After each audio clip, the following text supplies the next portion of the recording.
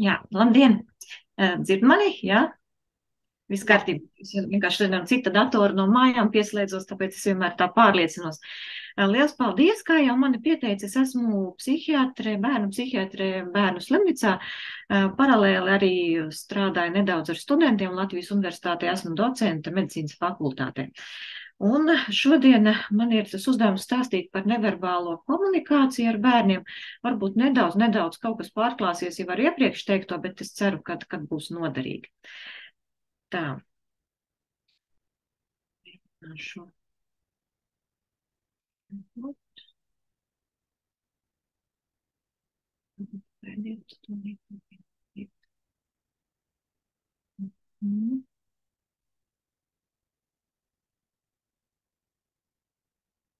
Šo savu prezentāciju.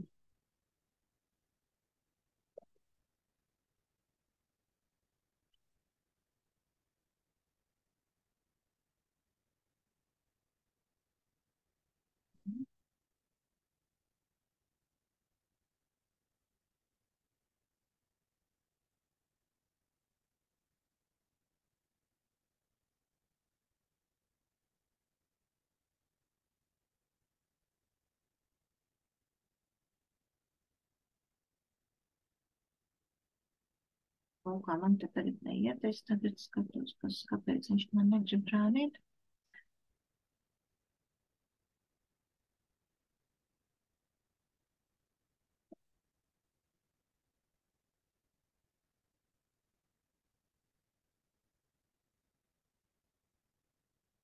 Un citādāk pamēģināšu.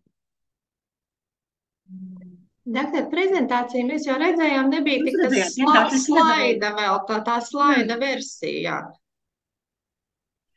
Tagad viņš ir redzams, ja nav? Tā, tagad mēs redzam, mēs PowerPoint prezentāciju redzam, vajadzētu tikai uzlikt apakšā, lai Jā, šī viņš man te kaut kā slideshow vienkārši versija. negrib tos. Tūlīt būs. Tagad ir? Un Viss iet uz ir, priekšu, ja? paldies. Aha, labi. Un iesākumā es gribu ļoti lielu paldies pateikt klīniskai psiholoģijai Zanai Kronbergai, kura man ļoti palīdzēja šīs lekcijas sagatavošanā, un Zanai tiešām ir fantastiski daudz materiālu par neverbālo komunikāciju un problēmām un iespējām ar neverbālo komunikāciju.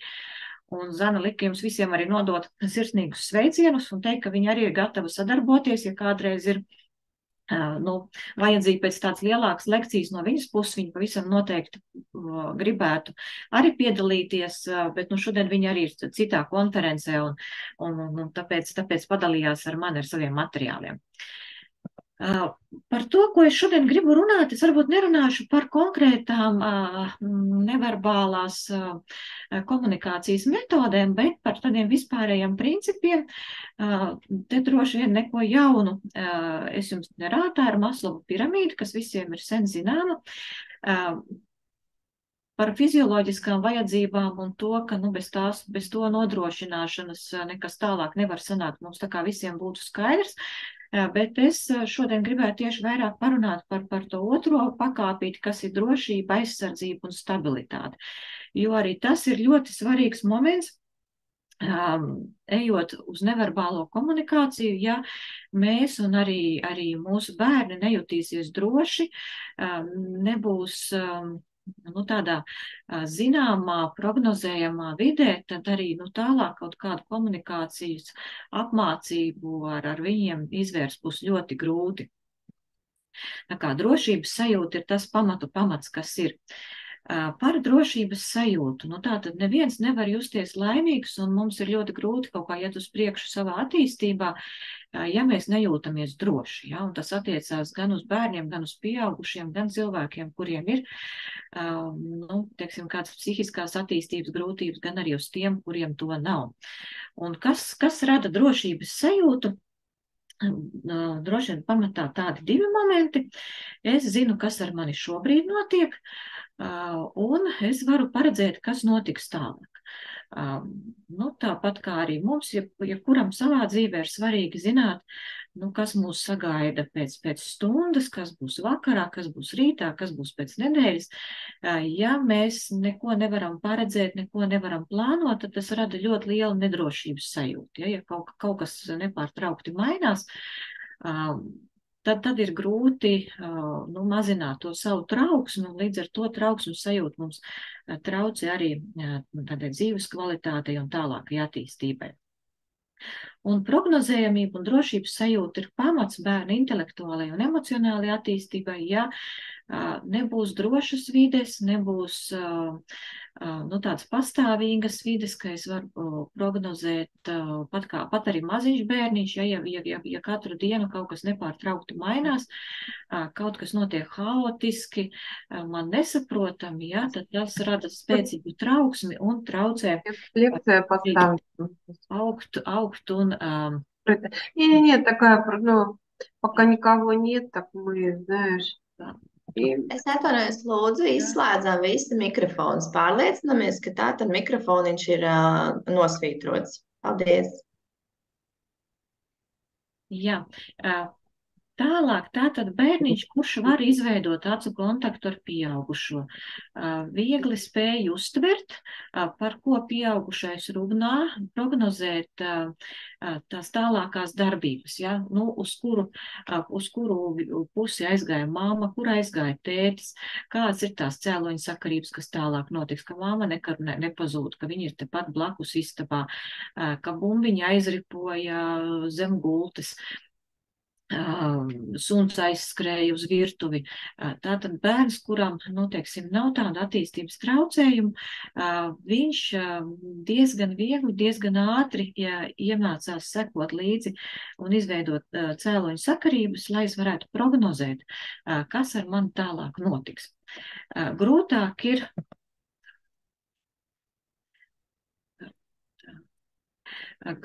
ir bērniņiem, kas ir ar attīstības traucējumiem un dažādiem attīstības traucējumiem. Ja ir traucēts spēja saklausīt, saskatīt, izsekot apkārt notiekošiem, pasauli šķiet tāda kā fragmentāra. Reizēm to salīdzina ar puzles bildi, kuru mēs sākam likt. Un tur mēs redzam kaut kādus fragmentus, ja, ka ir kaut kāds no ziediem, kaut kāds fragments, ir kaut kāds fragments no cilvēka sejas, ir no kādām mēbelēm, bet, nu, teiksim, arī liekot to puzles bildi, mums ir grūti saprast tās kopsakarības, ja, tad, nu, kā tur tas gala rezultātā kopā izskatīsies. Un tā tēlēni var teikt, ka tādā veidā pasauli uztver arī bērni ar attīstības traucējumiem, fragmentāri kaut kādas lietas, bet viņiem ir grūti saprast to kopējo lielo bildi, un līdz ar to grūti prognozēt un līdz galam saprast, kas kā notiek. Un tādos gadījumos mums kā pieaugušiem, vai nu mēs esam vecāki vai profesionāļi, kas ar bērniem strādā, ir jāiegulda daudz vairāk darba, laika, enerģijas, lai bērnam šo pasauli padarītu tādu saprotamāku, drošāku un prognozējamāku. Par drošības sajūtu, tātad bērniem ar attīstības traucējumiem, kas būtu jāņem vērā, kas viņiem rada drošības sajūtu. Pirmkārt, ir skaidra struktūra. Zināms dienas režīms, ierasta lietu kārtība, kā kaut kas notiek. Piemēram, nu, ja bērniņu baro, ja, tad nu, tas vienmēr notiek vienā un tajā pašā barošanas krēsliņā, vienā un tajā pašā telpā. Ir kaut kādas pamatlietas, ja, vai, teiksim, tas ir trauciņš vai karotīte, ko jau ieraugot, viņš skaidri zina, ka tagad tur būs brokasts vai pusdienas, kas jau rada tādu prognozējamības sajūtu. Arī, protams, par ierastu dienas kārtību, ko, nu, bieži mēs runājam ar vecākiem, kur bērniem ir autiskā spektra traucējumi un arī uzmanības deficīts un hiperaktivitātes sindroms, ka ļoti svarīgi ir tā dienas struktūra. Arī, protams, atkarībā no bērna intelektuālā attīstības līmeņa, mēs vai teiksim, uz nākamo dienu jau sastādām to dienas plānu, un tad viņu informējam, kad, varbūt rītā tu neies uz bērnu dārziņu, bet mēs iesim pie daktara, vai mēs iesim uz kādām nodarbībām, vai arī, tādam mazākam bērnam, vai bērnam ar smagākiem funkcionāliem traucējumiem, tad varbūt dienas laikā, tad mēs visu laiku verbalizējam, sakam, parādam, kas te tagad notiks. Protams, arī ikdienas rutīna, kas te ir svarīgi, ka tas ir viens cilvēks mierīgi un noteiktā secībā. Bieži vien tam tempam būtu jābūt 4 reizes lēnākam nekā tas ir ierasts. Svarīgi, ka, teiksim, tās darbības, kas ar bērnu notiek, ka to veids viens cilvēks. Ideālā gadījumā būtu varbūt katru dienu konstanti viens, bet tas, protams, nevienmēr ir iespējams, jo, ir arī, teiksim, mamma, ja viņi ir kopā ar bērnu ikdienā, viņi ne katru dienu, pieņemsim, varbūt kopā, reizēm tas ir tētis, reizēm vecvecāki, reizēm kāds aprūpētājs. Bet ir svarīgi, ka tas ir viens cilvēks, kas to dara. Arī, pieņemsim, tā pati bērna ģērbšana, ka bērnu ģērb viens cilvēks, nevis, tur viens vēl kājā zeķis, otrs par galvu mauc džemperi, ātrā tempā. Bet bērns var izsakot līdz tām darbībām. Arī būtu svarīgi, pieņemsim, to pašu ģērbšanos, mazgāšanu, ikdienas celšanos noteiktā kārtībā. Ja mēs sākam bērnu ģērbt katru rītu, tur nomainot autiņbiksītes vai uzvelkot apakšbiksītes, un tad pēc tam pieņemsim tur ir zeķītes, tad garās bikses, tad censties to kārtību ievērot, lai bērni ar attīstības traucējumiem, viņiem tad vieglāk ir izsakot, kas tagad notiek. Ja? Tātad mierīgi, es teicu, to tempu samazināt, jo, es zinu arī no savas pieredzes, man arī 2 bērni, kad protams, bieži sanāk steigties, jo visu laiku mēs kaut kur tā kā jau kavējam, un tas rada stresu gan pašam, gan arī bērnam. Ja tas notiek tā mierīgi, plānoti, tad tas satraukums ir mazāks. Un ļoti svarīgs ir pietiekoši daudz laika, lai pārslēgtos no vienas nodarbes uz otru, kas arī ir ļoti būtiski. Ja? Tātad, ja tur mēs, piemēram, to pašu ģērbšanos veicam, tad no sākuma paņemam no bērna kājiņu, saka, es paņēmu tavu kājiņu, tūlīt mēs uzvilksim zeķīti, parādam zeķīti, velkam to kājā, tad nākamais, tad paņem, teiksim, pie rociņas, ka uzvilksim krekliņu, un pietiekami daudz laika, nevis tādā ļoti sasteigtā tempā to visu darīt. To jau es iesāku, kas vēl palīdz, kā notiekošo darbību nosaukšana vārdos. Ko mēs tagad darām? Tagad es tev saķemmēšu matus. Mēs no sākuma to nosaucam, parādam ķemi un tad to darām. Vai tagad mēs uzvilksim vējaciņu, atkal parādam. Vai tagad mēs ēdīsim pusdienas, bet katru to lietu censties tomēr nosaukt neatkarīgi no tā, vai bērniņš runā vai nerunā. Un tas būtu arī tāda apmāc aprūpes principi pat ar ļoti maziņiem bērniņiem, ar zīdainīšiem, ko bieži vien liekas, ko viņš varbūt tur saprot, un kur bieži grēkojam mēs kā medicīnas darbinieki, kad varbūt vairāk komunicējam ar mammu, un maz pievēršam uzmanību tam mazajam bērnam, bet viņam arī ļoti svarīgi ir pateikt, ka tagad es tev paskatīšos vēderiņu, tagad es tev izmērīšu galviņu, lai tādā veidā arī radītu tādu drošības sajūtu.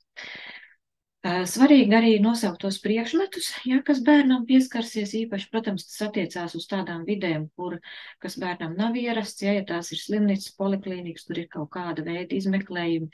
Iedomājieties mūsu pašus, mums arī ļoti liela trauksme radītu tas, kāds, pēkšņi paņem to āmuru un sistu mums tur pa kāju, pārbaudot refleksus, vai zobārsts kaut ko darītu, mums nepaskaidrojot, kas tagad būs, Ja cilvēkam, arī mums kā pieaugšajiem, pasaka priekšā, ka šobrīd mēs darīsim to, pēc tam mēs darīsim to, tagad tu vari just, nezinu, varbūt tur augstuma sajūta, varbūt tur vibrēšanas sajūta vai vēl kaut ko, paliek daudz drošāk.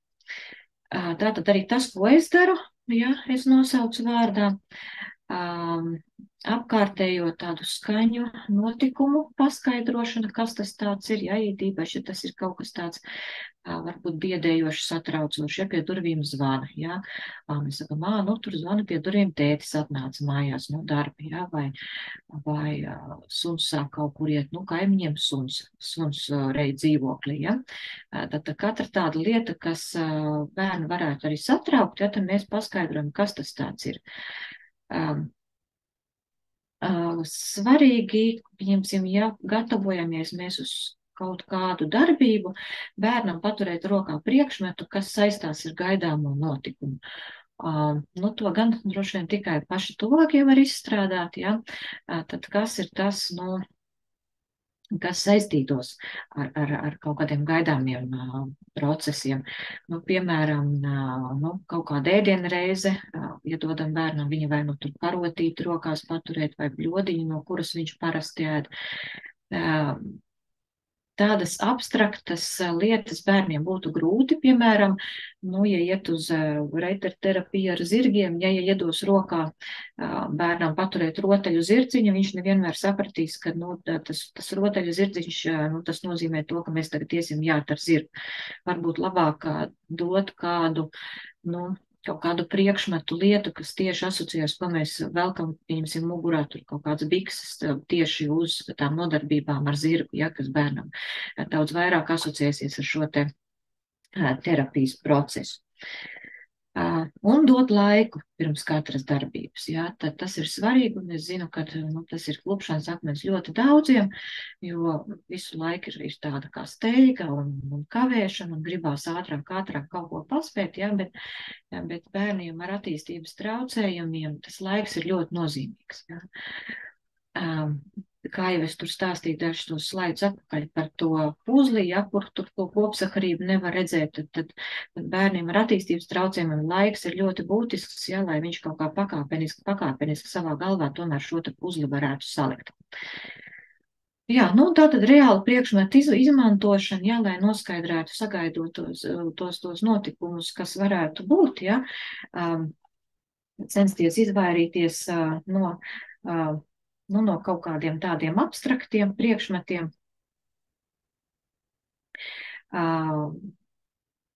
Var arī dienas plāns, piktogrammas, ja bērns tās ir mācījies, un viņu to nozīmi zina. Kas vēl vecākiem bērniem jau tādu reālu priekšmetu vietā var parādīt arī fotogrāfijas un dienas plānu ar attēliem, kas būs. Tad jau viņš ir audzis, ir attīstījies un mācījies kaut kādus attēlu veidus, un jau varam komunicēt tādā veidā, ne tikai ar reālām lietām. Bērniem ar redzes traucējumiem ļoti svarīgi tomēr dot, cik var maksimāli tādus reālus priekšmetus, kurus var aptaustīt, kas atšķirās pēc krāsas, pēc tekstūras, kas ir vieglāk uztverami.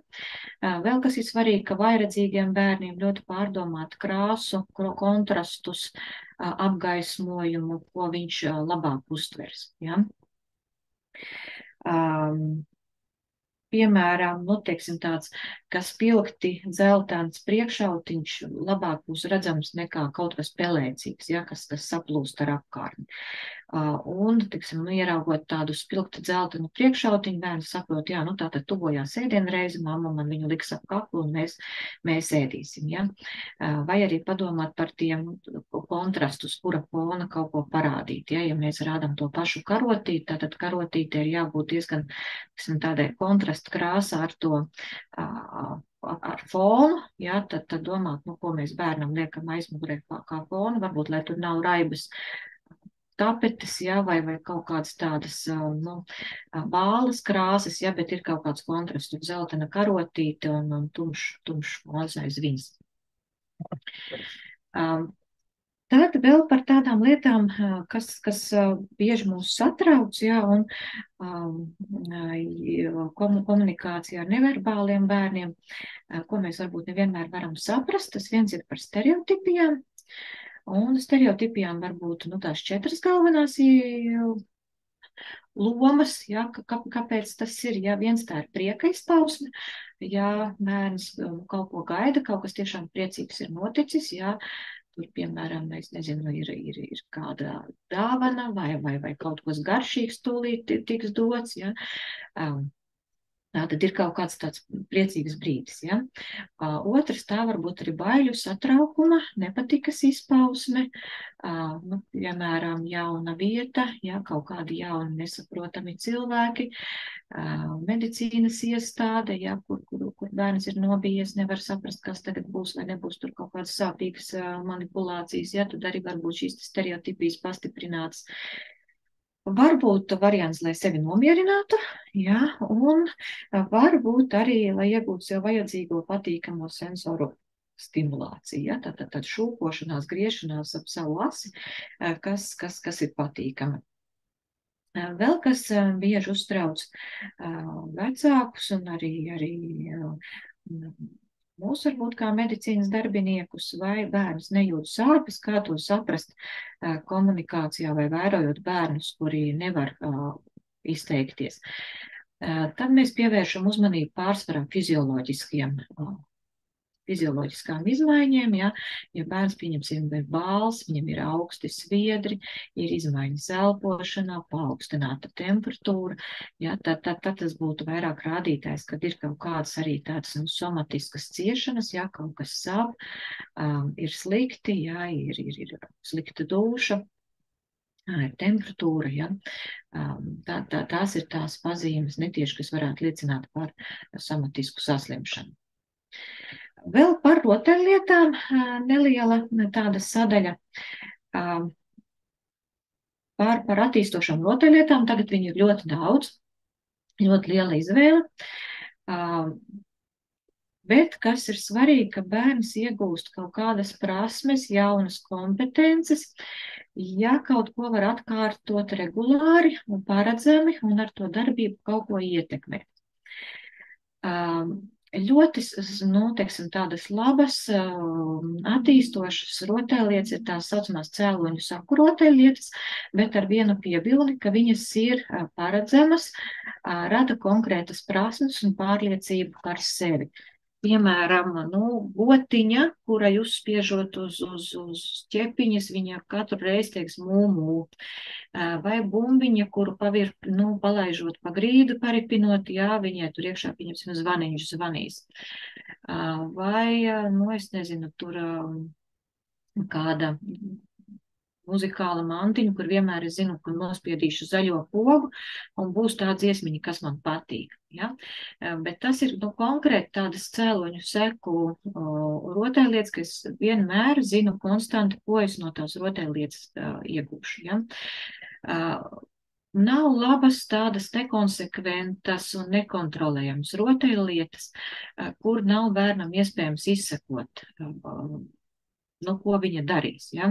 Jo, ir tāds māns, kur, piemēram, lācītiem vienreiz nospiežot uz vēdera, viņš saka halo, otrais nospiežot, viņš saka, tur mani sauc sunītis Pivs, trešoreiz viņš nodzied dziesmiņu, ceturto reizi viņš paprasa, kā tevi sauc, ja? Un katru reizi spiežot uz to vēdera pogu, mēs nevaram, bērns nevar prognozēt, ko viņš tagad darīs, ja? Viņam varbūt no visa tā arsenāli tieši patīk tā dziesmiņa, bet, ja ir jāspiež vairākas reizes un jāklausās pa to vidu viskaut kas tāds, kas viņam nav interesants, un reizēm varbūt tur 2 vai 3 valodās, kas viņam nav saprotams, tad, protams, ka viņš zaudē interesi par to rotaļlietu, un ar laiku tas rada tādu pasivitāti un nomāktību, jo, man ir sajūta, kad es to mantu neprotu apieties, ja, un ka es nesaprotu, ko no viņas sagaidīt, ja, tas nerada kaut kādu tādu pašpārliecinātība par to, ka, man patīk tā dziesmiņa, un tajā reizē, kad es nospiedīšu to podziņu, es to dziesmiņu varēšu noklausīties. Tāpēc, jo, teiksim, tādas vienkāršākas, saprotamākas mantas, jā, jo tas priekš bērna attīstības būs labāk. Tālāk par mūsu informācijas apmaiņu, tātad gan vārds, gan žests, gan piktogramma, gan uzraksts var simbolizēt, pieņemsim, vārdu ābols. Ja? Un svarīgi, ka komunikācijā jebkuri simboli, par kuru nozīmē mēs esam savstarpēji vienošies, var tikt izmantot komunikācijā. Ja? Tāpat kā tās ir zīmju valodas, ja? Kā tā ir Morzes ābece, simboli, ko izmanto, teiksim, tur lidostās, jā, tur, kad pienāk lidmašīnas, viņas parkojot un palaižot, un tā tālāk, jā, ir daudz dažādu šo te zīmju valodu, un arī, pieņemsim, tie paši mūsu simboli mobīlos telefonos, īziņās, ko mēs liekam, ja mēs savstarpēji esam vienojušies, kā ar šo simbolu es parādu, ka es gribu ēst, vai es jums pasaku paldies, vai es lūdzu palīdzību, ja, tad tie var tikt izmantoti komunikācijā. Nu, tad par to, kas ir komunikācija, nevienmēr pateikts vārds ir komunikācija. Varbūt ir pazīstami tādi garlaikoti guloši cilvēki kaut kādās lekcijās, ja. Lektors priekšā var runāt daudz un ilgi, viņam liekas, ka viņš dod ļoti svarīgu informāciju un aktīvi komunicē ar auditoriju, bet auditorijai, tas tā kā viss vienalga, ja, vai mēs mēģinām kādam cilvēkam pazvanīt, ar viņu runāt, bet viņš mūsos neklausās, vai viņš vispār neceļ telefonu, un arī mēs varam runāt un komunicēt, cik mēs gribam, bet, līdz tam mērķim tas neaiziet. Lai to sauktu par komunikāciju, kādi ir tie nosacījumi, ka jābūt vēstījumam, informācijai, ko es gribu nodot, un ir jābūt arī kādam, kurš šo te vēstījumu vai informāciju no manis saņem. Un svarīgi, ka ļoti svarīgi, ka ir iesaistīts abas puses, ja, ka ne tikai tas, ka es runāju, un varbūt varbūt kāds mani dzird un manī klausās, ja, bet ka tā ir apusēja komunikācija, ka es nododu kaut kādu informāciju, ir kāds, kas to uztver, un tā pēc tam atkal atgriezeniski, ja, tātad kāds atkal man kaut ko stāst, un es to klausos. Bet sazināties katra puse var ar dažādiem līdzekļiem. Ja? Pieņemsim, es varu prasīt jautājumus mutiski, ja? Bet kāds cilvēks man var atbildēt ar žestiem, ja? Tur pamājot ar galvu vai pakratot ar galvu, ja? vai citādi parādot kādus žestus, ja nav iespēja sarunāties. Par komunikācijas šķēršļiem, tātad viens veids varētu būt funkcionāli traucējumi, dzirdes traucējumi, kad vienkārši nedzird vārdus, varbūt redzes traucējumi, neredz žestus, mīmiku, rakstīto tekstu, ko mēs rādam. Pacientiem ar mutes motorikas problēmām, ka vienkārši nevar izrunāt tos vārdus, ja vai tā izruna ir ļoti neskaidra. Ja ir bojāts runas centrs smadzenēs, tad nevar pārkodēt informāciju vārdos. Ja, bērniem ar autiskā spektra traucējumiem grūtības aptvert apusējās komunikācijas būtību, ja, ko tas nozīmē. Pacientiem ar kustību traucējumiem ir traucētas visas ķermeņa kustības, un līdz ar to arī viņiem pašiem var būt grūti izveidot žestus, tādā veidā komunicēt. Ja pacienti ir gan nedzirdīgi un neredzīgi, tad nevar izmantot ne vārdus, ne žestus, ne attēlus. Vēl par komunikācijas šķēršļiem. Tā tad ir kultūras un sociālās vides atšķirības. Ja viens un tas pats žests dažādās valstīs, kultūrās var nozīmēt atšķirīgas lietas, ja, to ir svarīgi zināt, ja. Ne visās kultūrās, teiksim, tur paceltas pirkstu uz augšu nozīmē, ka tas ir labi, tas ir forši, es piekrītu, ja. Jāņem vērā arī tādas kultūrālas atšķirības, kur cilvēks ir dzīvojis kā audzis, jā, iela bērni, protams, runā žargonā, viņiem ir sava reizēm arī komunikācijas valoda, kas strādājot ar viņiem būtu jāzina. Emocionālas grūtības, ka ļoti kautrīgs bērns var nerunāt ar svešiniekiem, jā, bērns ar zemu pašvērtējumu, viņam ir grūti, pieņemsim, iziet klases priekšā un mutiski kaut ko atbildēt. Nu, vēl ir tāds sadaļa kā stereotipi, neziņa, informācijas trūkums, ja mums ir grūti iztēloties cita cilvēka pieredzi, tā skaitā sensoro, ja, kāda viņam ir jau šī līdzinējā pieredze, varbūt, ka viņam tie mūsu kaut kādi pieskārieni žesti, tas nerada nekādu labu sajūtu. Un bailes kļūdīties liek izvairīties vispār no komunikācijas. Ja? Tas arī, protams, ka nav labi.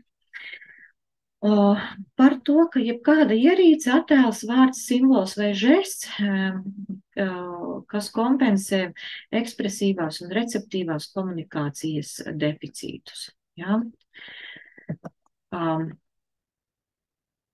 Alternatīvā komunikācija neaizvieto eksistējošo funkcionālo komunikāciju, tas ir fakts. Jā, tātad žesti, vokalizācija, verbalizācija, mīmika, ķermeņa valoda vai zīmes, bet ir ļoti svarīgi, ka var papildināt un rosināt to. Ja, varbūt kā tādi ieejas vārdi, lai mēs tālāk arī pilnveidot kaut kādu cita veida iespējamo komunikāciju. Kopumā alternatīvā komunikācija uzlabo runas attīstību, uzlabojot komunikācijas un interakcijas prasmes, un attīstoties komunikācijas spējām samazinās arī problemātiskā uzvedība, ja, kas bērniem bieži ir tāda uzvedības traucējumi, jo, iedomāsimies kaut vai mūsu pašus, ja mūs ielikt pavisam svešā vidē, ja, kur runā tādā valodā, kur mēs neko nesaprotam un sāktu mūs raustīt un dot kaut kādus komandus, ko mums darīt vai nedarīt, bet mēs nesaprotam, ko no mums vispār grib. Droši vien, ka mums arī ar laiku būtu uzvedības traucējumi. Ja mēs paliktu vai aizkaitināti, vai noslīgtu depresijā, vai dusmīgi sāktu kādam spert vai grūst, jo es vienkārši nesaprotu, ko tu no manis gribi. Ja, es saprotu, ka tu mani baksti un kaut ko no manis gribi, bet ko es nesaprotu. Tātad tie varianti, ko var izmantot ar nedzirdīgajiem cilvēkiem, tātad žesti, zīmju valoda, daktilais alfabēts, lasīšana no lūpām, balsu un dzirdes izmantošana, rakstīšanas dažādi veidi, ja, gaismas, vibrācijas, signalizācijas, ja, kas var palīdzēt, var brīdiņāt, ja. Speciāli telekomunikācijas līdzekļi, telefona pastiprinātāji, teksta telefons un arī surdu tulka pakalpojumi. Sarunā ar vājdzirdīgu cilvēku, kas mums būtu jāņem vērā, ka neturiet pie mutes zīmolī, košēmo gumiju, rokas, cigareti, ja, jo tad ir ļoti grūti saprast, ja neredz to manu mutes darbību, ja, ko es varētu runāt. Svarīgi ir novērst fona trokšņus, ar ko bieži grēkojam, ja, ka fonā skan tur multenes vai kaut kāds mūzika, ziņu raidījumi, ja, tātad visu laiku kaut kas fonā mājās ir ieslēgts, ne tikai mājās, bet arī kaut kādās citās vidēs varbūt, ja, un tad ir ļoti grūti vājdzirdīgam cilvēkam izšķirt, ja, kuram jau tā ir grūti uztvert šīs te skaņas, un fonā ir daudz dažādu trokšņu. Būtu labi paralēli tam, kā es runāju, izmantot arī žestus, savu mīmiku.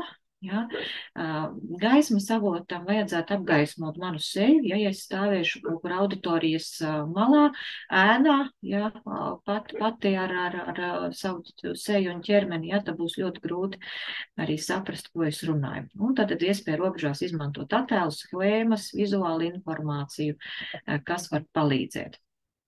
Vēl kas ir būtiski, ka nesoļot, nestaigāt tajā brīdī, kad es runāju ar vājdzirdīgu cilvēku.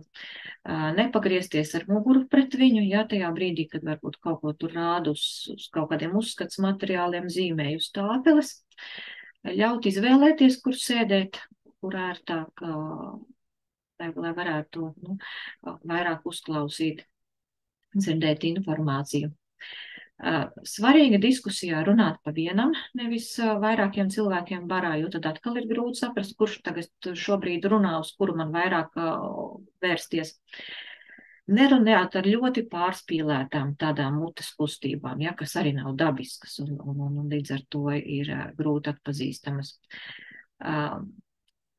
svarīgs tāds ētisks moments, ja pie mums atnāk pacients, kurš ir vājdzirdīgs kopā ar tulku, tad mēs tomēr runājot, dodot kaut kādu informāciju, skatāmies uz šo vājdzirdīgo cilvēku, nevis komunicējam ar tulku un viņš tur kaut kur mums kā trešā persona maliņā sēž. Un ieturēt pauzi, ja runāt lēnāk, lai arī tulks var tulkot mazliet lēnāk. Cilvēkiem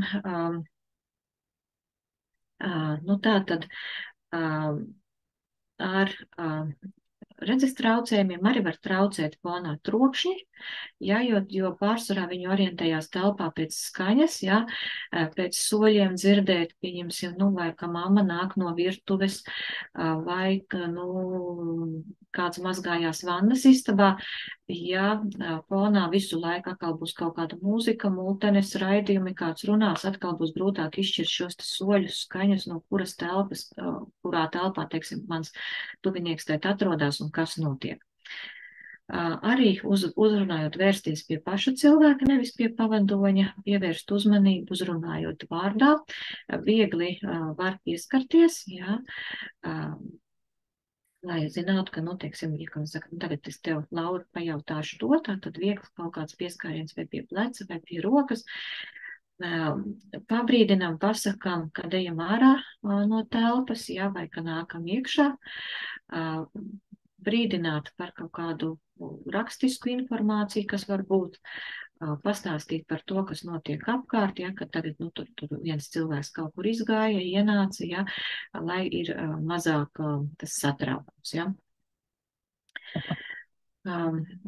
Taustes izmantošana tā tad ir svarīga, braila raksts, datorprogrammas pielāgots, ja tas teksts ir lielāks, arī ir, nu, tāda kontrastaināks, ja, vieglāk redzams.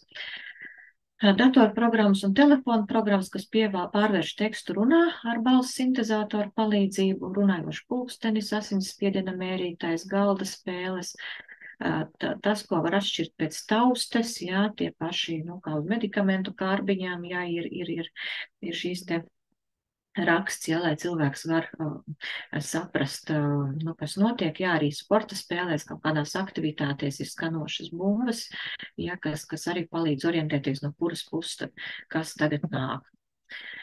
Par autismu, jā, kad komunikācijas grūtības ir autismā, protams, pamat problēma, jo, kā zinām, tad autisms ir sociālās funkcionēšanas traucējumi, ja, ka tās lielākās grūtības ir tieši sociālā vidē. Spoguļu neironu un prāta teorijas, ja grūti saprast, ka cits cilvēks zina un domā kaut ko citu nekā es, ja, tad es vados tikai pēc tā, ko es domāju, man ir grūti izprast, ka, nu, ka, vai jums varbūt tas, ko es daru, vai ko es tagad runāju, ka tas galīgi nav interesanti.